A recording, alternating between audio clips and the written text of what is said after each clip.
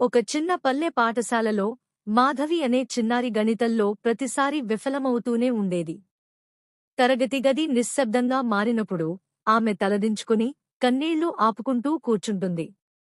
సహచరులు వెనకాల నవ్వుతుంటే ఆమె మనసు మరింత దిగులుగా మునిగిపోయేది. ఒకరోజు తరగతి తర్వాత గురువుగారు ఆమె దగ్గరికి వచ్చారు. ఆమె కళ్లలోని బాధను గుర్తించి ఒక ఖాళీ నోట్బుక్ ఇచ్చి ఇలా అన్నారు: మాధవి, ఈ పేజీలు నీ తప్పులు సరిచేసిన సమాధానాలతో నింపి చూడు. ఒకరోజు ఈ నోట్బుక్ నీ విజయకథ చెబుతుంది. ఆ మాటలు ఆమె గుండెల్లో ఒక దీపం వెలిగించాయి.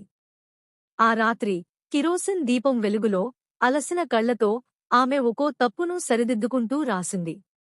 పేజీలు నిండుతున్న కొద్దీ ఆమె నమ్మకం పెరుగుతూ వచ్చింది. సంవత్సరాలు గడిచాయి. ఒక పెద్ద సాంకేతిక సమావేశం వేదికపై ఇప్పుడు సాఫ్ట్వేర్ డెవలపర్గా మారిన మాధవి అదే పాత నోట్బుక్ని చేతిలో పట్టుకుని నిలబడి ఉంది.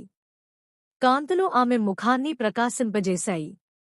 ఆమె తడబాటైన గొంతుతో కానీ గర్వభరితమైన చిరునవ్వుతో చెబుతోంది: ఈ ఖాళీ నోట్బుక్ ఒకప్పుడు నా తప్పుల సమాహారం.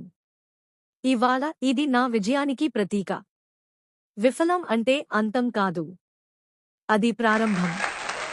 వేదికపై చప్పట్ల గర్జన, ప్రేక్షకుల కళ్లలో ప్రేరణ. ఆ చిన్నారి చేసిన ప్రతి గీత ఇప్పుడు 1000 మందికి వెలుగై నిలిచింది.